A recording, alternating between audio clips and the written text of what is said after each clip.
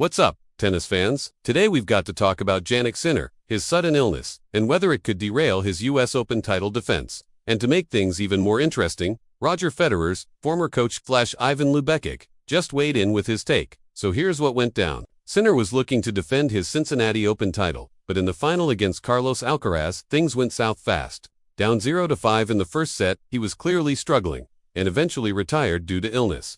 Fans were shocked and honestly disappointed. Not long after, he pulled out of mixed doubles at the US Open to focus on singles, which raised a big question. Will his body be ready for another 2 weeks of grueling best-of-5 tennis in the New York heat? Lubecic was asked about this, and his answer was pretty measured. He said, "It depends on how long it lasts.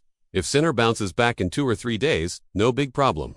But if recovery takes a full week, then yeah, things could get tough." Lubecic pointed out that even though early rounds should be manageable, the 3 out of 5 format plus the humidity at Flushing Meadows can drain a lot of energy. That now, for those wondering if this shows Sinner is fragile, Lubecic shut that down right away. He said these are isolated incidents, a hip issue that was fixed, an unlucky elbow fall, and now a virus. In other words, Sinner's body isn't breaking down. He's just had some bad luck. And interestingly, Lubecic also touched on Sinner's game. He said the Italian really doesn't lack much, but if there's one area still a bit unnatural for him, it's the serve.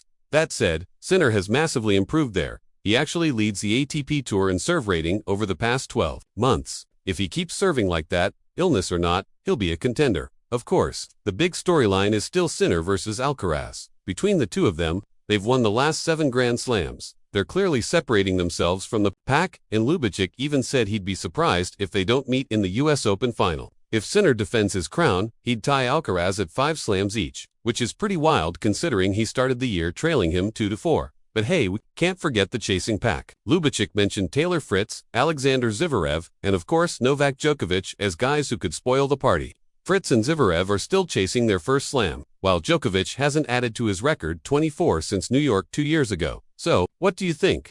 Will Sinner's illness hold him back, or will we still get that dream Sinner versus Alcaraz showdown in the final? Drop your thoughts in the comments. I can't wait to hear what you guys think.